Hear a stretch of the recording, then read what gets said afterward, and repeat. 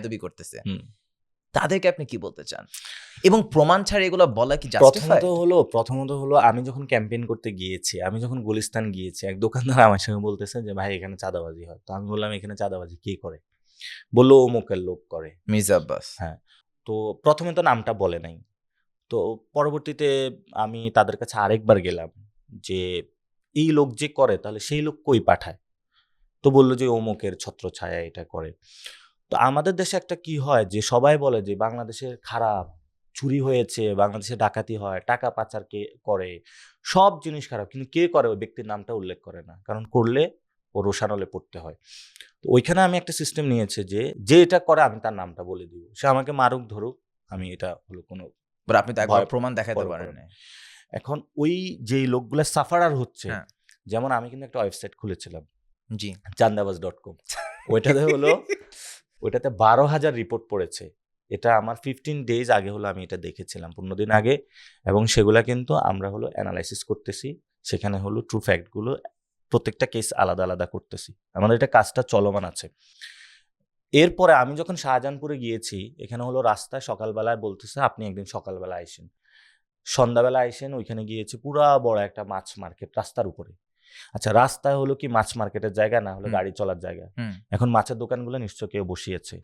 তো মাছ ব্যবসায়ীকে জিজ্ঞেস করলাম যে আপনি এখানে বসাইছেন কিভাবে? বলল আমি এখানে টাকা দিয়ে বসাইছি। আমি বললাম এটা তো সরকারি জায়গা, এখানে গাড়ি চলাচলের জায়গা, আপনি এখানে বসাইছেন কেমনে? হুম। বলল যে আমি অমুক, অমুক লোককে হলো টাকা দিয়ে বসাইছি। মির্জা তো পরে আব্বাসের লোক। খোঁজ পাইলাম হলো মির্জা আব্বাস।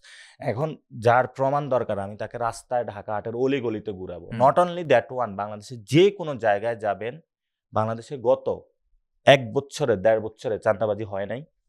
পত্রিকার অনেক রিপোর্ট আসে হয়েছে। নাই, কারা হুম। করেছে? ব্যক্তির নাম ছিল না। বাংলাদেশে দুর্নীতি হয় নাই, ব্যক্তির নাম ছিল না। প্রত্যেকের নাম ছিল তো। মির্জা আব্বাসেরও তো দুর্নীতির কেস ছিল। এই ৫ তারিখের পরে সেটা হলো ইনফ্লুয়েন্স করে সে মামলা থেকে উনি অব্যাহতি নিয়েছে। এবং উনি অসুস্থ, আমি কথাগুলো বলতে পারি না। আমি কিন্তু মির্জা আব্বাস এখানে ফ্যাক্ট না।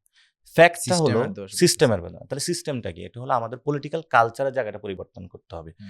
এখন আপনি বলেন বাংলাদেশের রাজনৈতিক দলগুলো চলে কিভাবে? যদি ক্ষমতায় না থাকে, ক্ষমতায় তখন সে চাঁদাবাজি করে। চাঁদাবাজি করে হলো দল চালায়। ক্ষমতা থাকলে দুর্নীতি করে। আর এই চাঁদাবাজি, দুর্নীতি ২ টাকে প্রটেক্ট করার জন্য একটা সন্ত্রাসী বাহিনী পালে।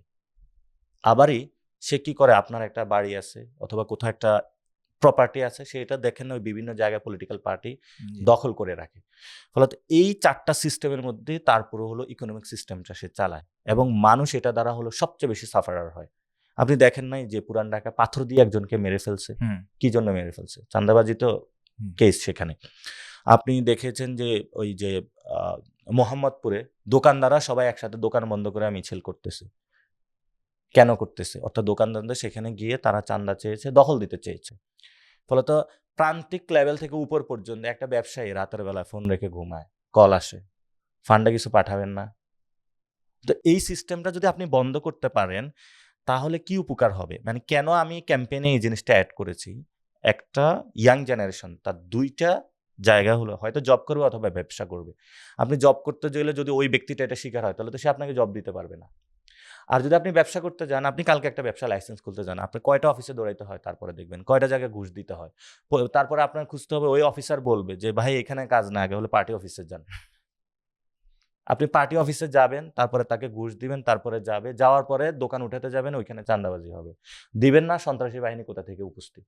So বাংলাদেশের system is fucked up, but আপনি হ্যাঁ, মির্জা আব্বাসকে সিস্টেমটা। ধরছেন as a enemy of the system, right? হ্যাঁ, তো But এখানে হলো আমি সিস্টেমের বিরুদ্ধে কথা বলেছি। কিন্তু হুম। আমার ঢাকা হাটে যিনি ওই সিস্টেমটার এখানে প্রতিনিধি হিসাবে কাজ করে, সেটা মির্জা আব্বাস করে। আপনি কি তাকে সম্মান করেন as a politician? আমি পলিটিশিয়ান হিসেবে সম্মান করি। কারণ যারা পলিটিক্সে আসে, তাদের অনেক স্ট্রাগল করতে হয়, কষ্ট করতে হয়। উনার লাইফে অনেক কষ্ট আছে। এখন উনি যখন জন্মগ্রহণ করে অথবা যখন ১ম পলিটিক্স করতে আসে, তখন তো উনি এমন একটা জায়গায় ছিল না। উনাকে তো এই সিস্টেম হলো নষ্ট করে দিয়েছে। এখন আমাদের সামনে ২ টা অপশন। আমরা ওই সিস্টেমে হয়ে এমন অনেক ব্যক্তিবর্গের মতন হয়ে উঠি, হুম। অথবা আমরা এটাকে না মানি, কম্প্রোমাইজ না করি। হুম। তো আমাদের জায়গা থেকে আমরা কমিটমেন্ট দিয়েছি, আমরা জনগণের পক্ষে থাকবো, জনগণের পক্ষে দাঁড়াবো, আমরা এই সিস্টেমের মধ্যে যাব না। এটা আমাদের অনেক কষ্ট হবে, কিন্তু আমরা এই সিস্টেমের মধ্যে যাব না।